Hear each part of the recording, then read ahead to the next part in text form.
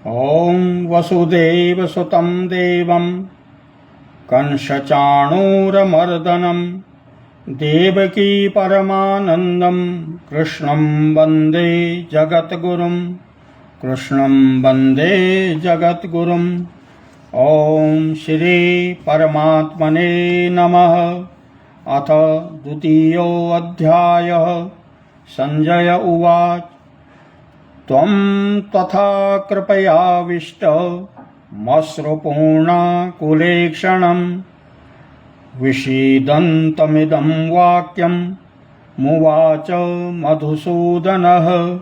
संजय बोले, इस प्रकार करुणा से व्याप्त और आंसुओं से परिपूर्ण तथा व्याकुल नेत्रों वाले शोकयुक्त उस अर्जुन के प्रति भगवान मधुसूदन ने यह वचन कहा। श्री भगवान उवाच कुतस्त्वाकस्मलमिदं विषमे समुपस्थितम् अनार्यजुष्टमस्वर्ग्यमकीर्तिकरमर्जुन। श्री भगवान बोले, हे अर्जुन, तुझे इस असमय में यह मोह किस हेतु से प्राप्त हुआ, क्योंकि न तो यह श्रेष्ठ पुरुषों द्वारा आचरित है, न स्वर्ग को देने वाला है और न कीर्ति को करने वाला ही है। क्लैब्यमास्मगमः पार्थ नैतत्त्व त्वययुपपद्यते शूद्रं हृदयं दौर्बल्यं त्वक्तोत्तिष्ठ परम तप। इसीलिए हे अर्जुन, नपुंसकता को मत प्राप्त हो तुझ में यह उचित नहीं जान पड़ती। हे परंतप, हृदय की तुच्छ दुर्बलता को त्याग कर युद्ध के लिए खड़ा हो जा।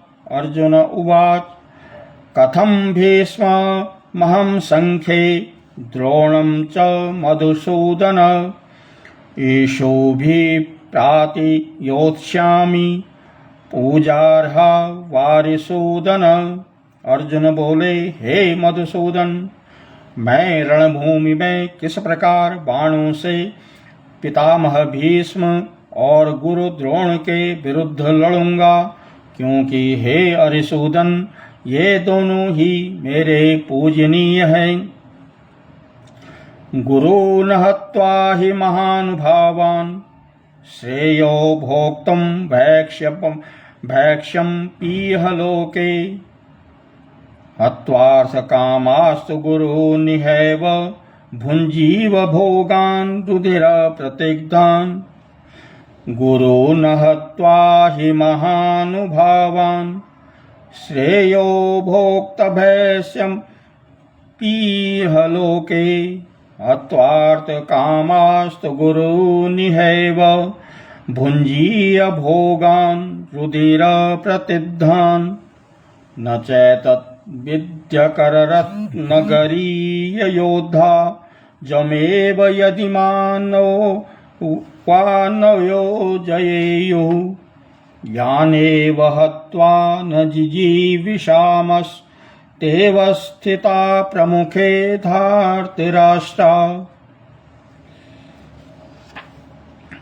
इसीलिए इन महानुभाव गुरुजनों को न मारकर मैं अपने इस लोक का भिक्षा का अन्न भी खाना कल्याणकारक समझता हूँ, क्योंकि गुरुजनों को मारकर भी इस लोक में रुधिर से सने हुए अर्थ और कामरूप भोगों को ही तो भोगूंगा। हम यह भी नहीं जानते हैं कि हमारे लिए युद्ध करना और न करना, इन दोनों में से कौन सा श्रेष्ठ है, अथवा यह भी नहीं जानते कि हम उन्हें जीत पाएंगे या वो हमको जीतेंगे। और जिनको मारकर हम जीना भी नहीं चाहते, वे ही हमारे आत्मीय धृतराष्ट्र के पुत्र हमारे मुकाबले में खड़े हैं। कार्पण्य दोषोपहत स्वभावः पृच्छामि त्वाधर्म सम्मूढ़ चेता यच्छेयस्यानं निश्चितं ब्रूहि तन्मे शिष्यस्थे अहं साधिमा त्वां प्रपन्नम। इसीलिए कायरता रूप दोष से उपहृत हुए स्वभाव वाला तथा धर्म के विषय में मोहित चित्त हुआ मैं आपसे पूछता हूँ कि जो साधन निश्चित कल्याणकारक हो वह मेरे लिए कहिए, क्योंकि मैं आपका शिष्य हूँ। इसलिए आपके शरण हुए मुझको शिक्षा दीजिए। नहीं प्रपश्यामि ममापनुद्यात् यच्छोकमुच्छोषणमिन्द्रियाणाम् अवाप्य भूमा वशपन्पत्नमृद्धं राज्यं सुराणामपि चापि पथ्यम। क्योंकि भूमि में निष्कंटक धन धान्य संपन्न राज्य को और देवताओं के स्वामी पने को प्राप्त होकर मैं भी उस उपाय को नहीं देखता हूँ जो मेरी इंद्रियों के सुखाने वाले शोक को दूर कर सके। संजय उवाच एवमुक्ता ऋषिकेशं गूढ़ाकेश परन्तप न योत्स इति गोविंद मुक्त्वा तूष्णी बभूवः। संजय बोले, हे राजन, निद्रा को जीतने वाले अर्जुन अंतर्यामी श्री कृष्ण महाराज के प्रति इस प्रकार कहकर फिर श्री गोविंद भगवान से युद्ध नहीं करूंगा यह स्पष्ट कहकर चुप हो गए। तमुवाच ऋषिकेश प्रहसन्नीव भारत सेनयोरुभयोर्मध्ये विषीदन्तमिदं वचः। हे भरतवंशी धृतराष्ट्र, अंतर्यामी श्री कृष्ण महाराज दोनों सेनाओं के बीच में शोक करते हुए उस अर्जुन को हंसते हुए से यह वचन बोले।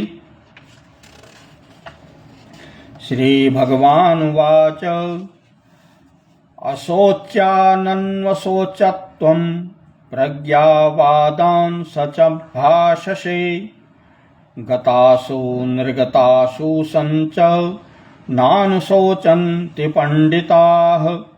श्री भगवान बोले, हे अर्जुन, तू न शोक करने योग्य मनुष्यों के लिए शोक करता है और पंडितों के से वचनों को कहता है, परंतु जिनके प्राण चले गए हैं उनके लिए और जिनके प्राण नहीं गए हैं उनके लिए भी पंडित जन शोक नहीं करते। न त्वेवाहं जातु नाशं न त्वं जेमे जनाधिपाः न चैव न भविष्यामः सर्वे वयमतः परम्।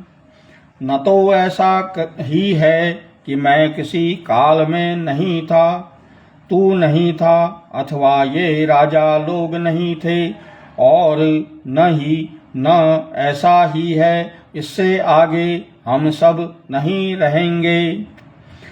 देहिनो अस्मिन् यथा देहे कौमारं यौवनं जरा तथा देहांतरः प्राप्तिर्धीरस्तत्र न मुह्यति।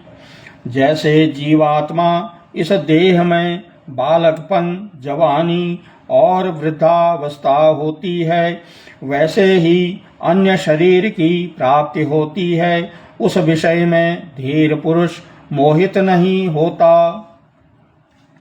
मात्रा स्पर्शाः तु कौन्तेय शीतोष्ण सुख दुःखदाः आगमापायिनो नित्यास्तांस तितिक्षस्व भारत।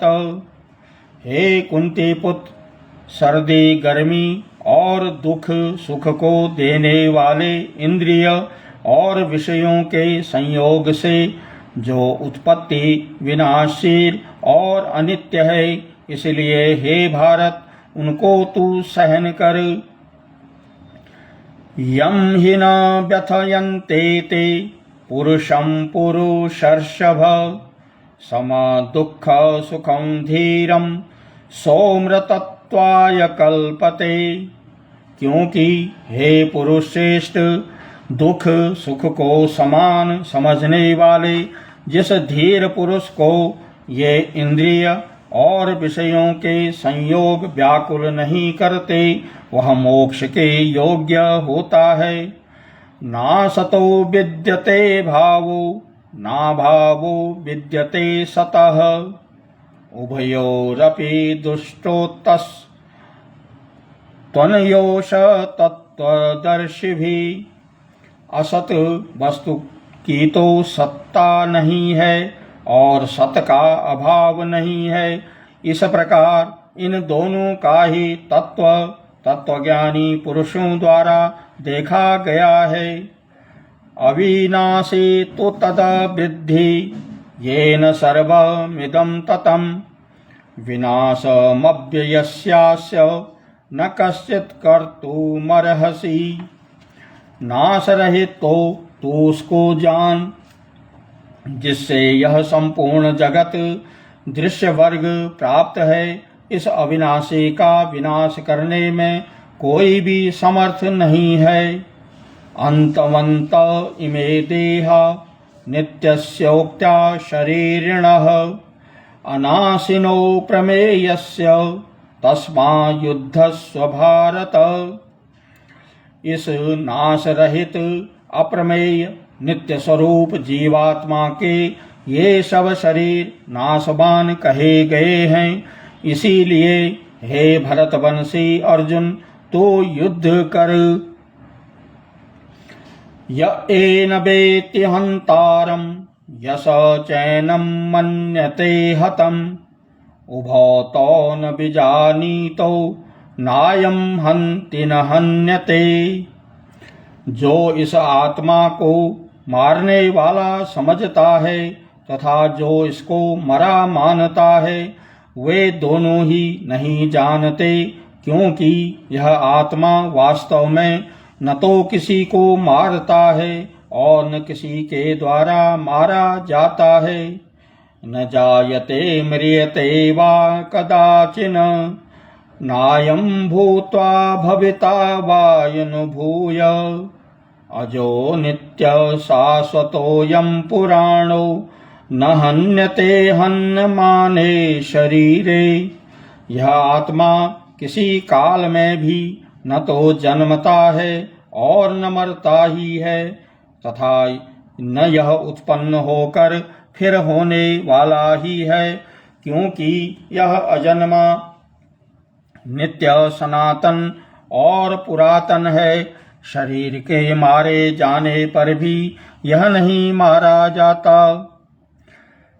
वेदा विनाशिनं नित्यं य एनमजमव्ययम् कथं स पुरुष पार्थं कं घातयति हन्तिकम्।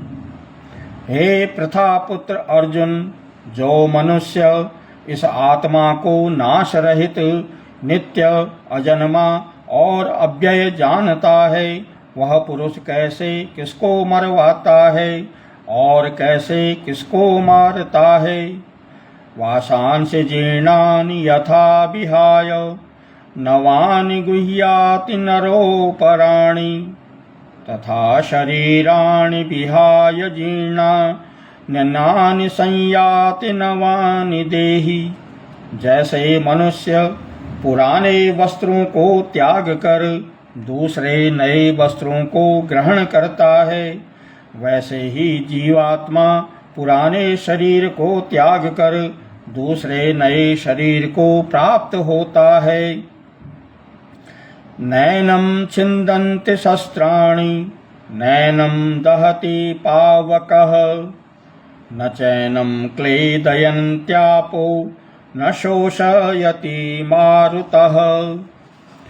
इस आत्मा को शस्त्र नहीं काट सकते, इसको आग नहीं जला सकती, इसको जल नहीं गला सकता और वायु नहीं सुखा सकता। अच्छेद्योय महाद्योय मक्लेद्योशोष एव च नित्य सर्वगत स्थाणुम रचलोऽयं सनातनः। क्योंकि यह आत्मा अच्छेद्य है, यह आत्मा अदाह्य, अक्लेद्य और निसंदेह अशोष्य है तथा यह आत्मा नित्य, सर्वव्यापी, अचल, स्थिर रहने वाला और सनातन है। अव्यक्तोऽयम् अचिन्त्योऽयम् अविकार्योऽयम् मुच्यते तस्मादेवं विदित्वेनं नानुशोचितुमर्हसि। यह आत्मा अव्यक्त है, यह आत्मा अचिंत्य है और यह आत्मा विकास रहित कहा जाता है।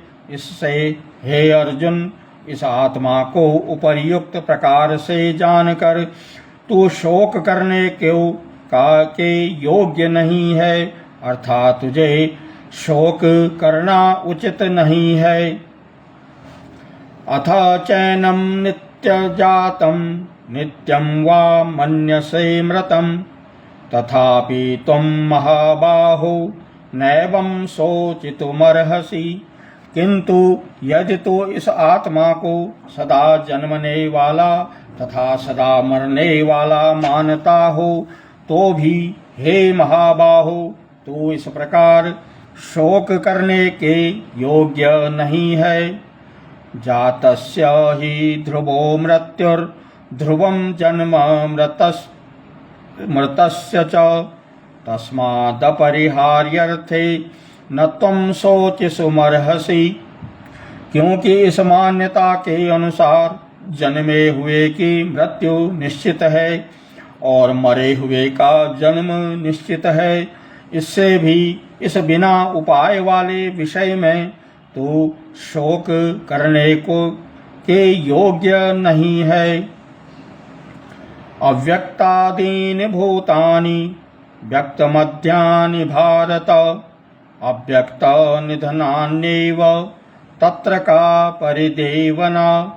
हे अर्जुन, संपूर्ण प्राणी जन्म से पहले अप्रकट थे और मरने के बाद भी अप्रकट हो जाने वाले हैं, केवल बीच में ही प्रकट हैं। फिर ऐसी स्थिति में क्या शोक करना।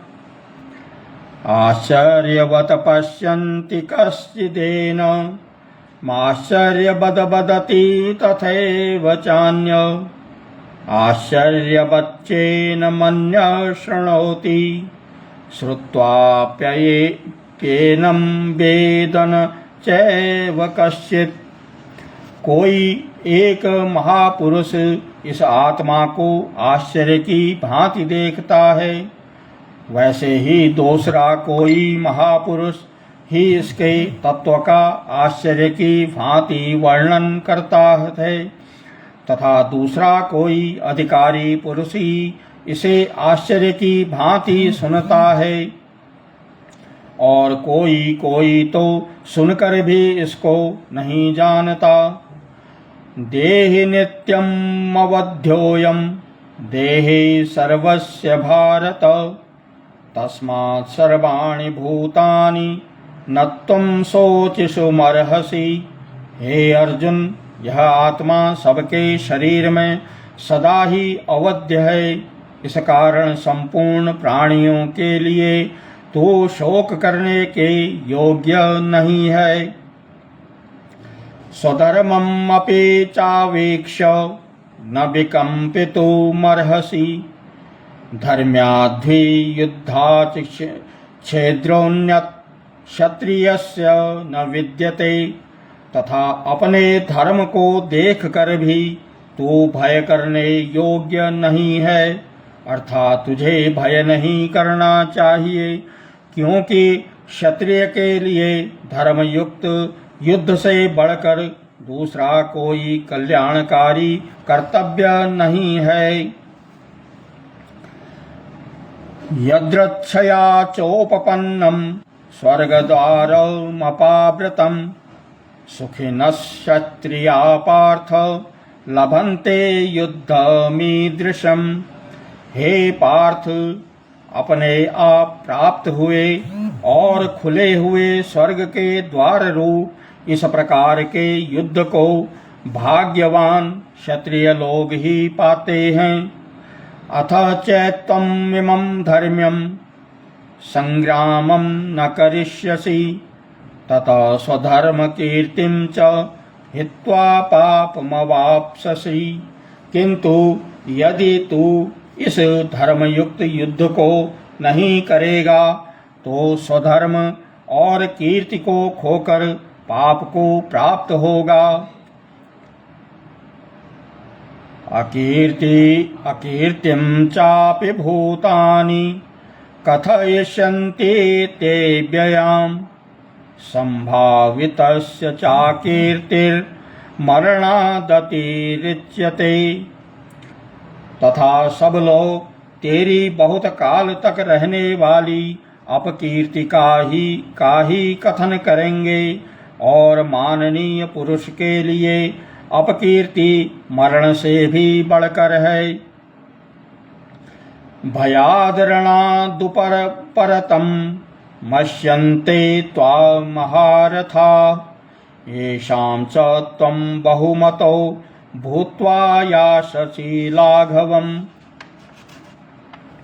और जिनकी दृष्टि में तू पहले बहुत सम्मानित होकर अब लघुता को प्राप्त होगा, वे महारथी लोग तुझे भय के कारण युद्ध से हटा हुआ मानेंगे।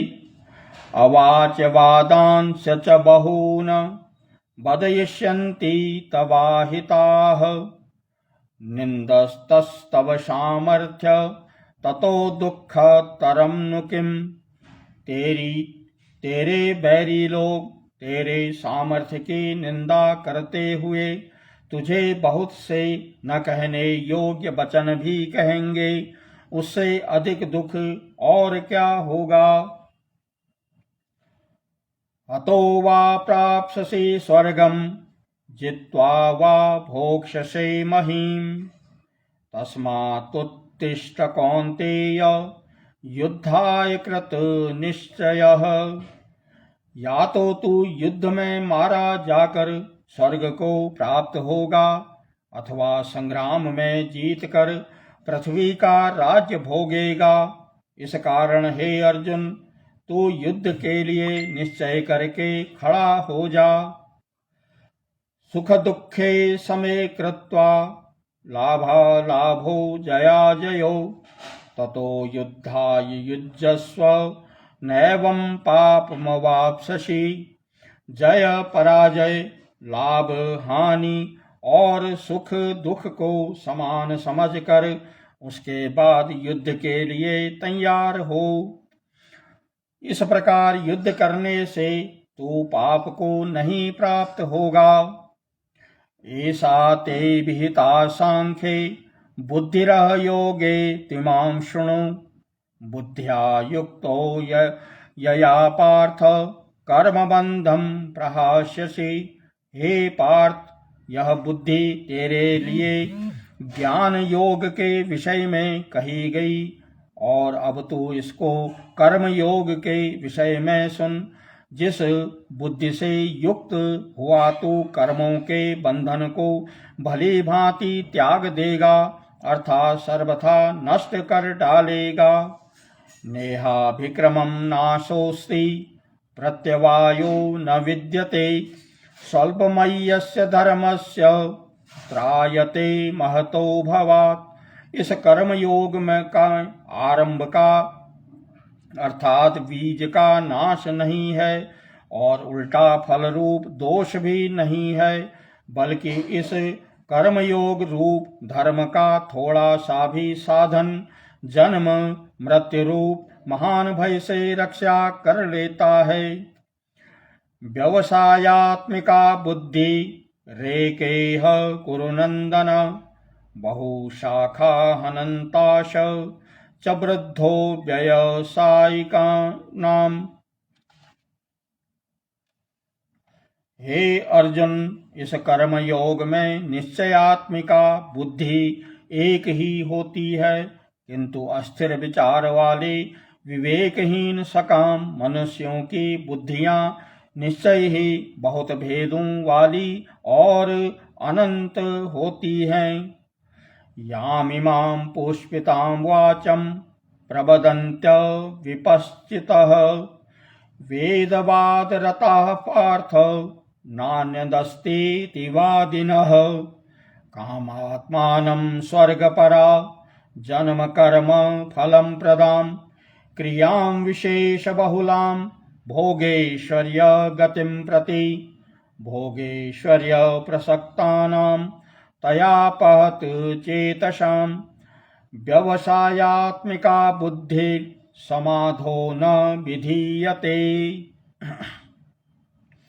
हे अर्जुन, जो भोगों में तन्मय हो रहे हैं, जो कर्मफल के प्रशंसक वेद वाक्यों में ही प्रीति रखते हैं, जिनकी बुद्धि में स्वर्ग ही परम प्राप्य वस्तु है और जो स्वर्ग से बढ़कर दूसरी कोई वस्तु ही नहीं है, ऐसा कहने वाले हैं, वे अविवेकी जन इस प्रकार की जिस पुष्पित अर्थात दिखाऊ शोभा युक्त वाणी को कहा करते हैं, जो कि जन्म रूप कर्म फल देने वाली एवं भोग तथा ऐश्वर्य की प्राप्ति के लिए नाना प्रकार की बहुत सी क्रियाओं का वर्णन करने वाली है, उस वाणी द्वारा जिनका चित्त हर लिया गया है, जो भोग और ऐश्वर्य में अत्यंत आसक्त हैं, उन पुरुषों की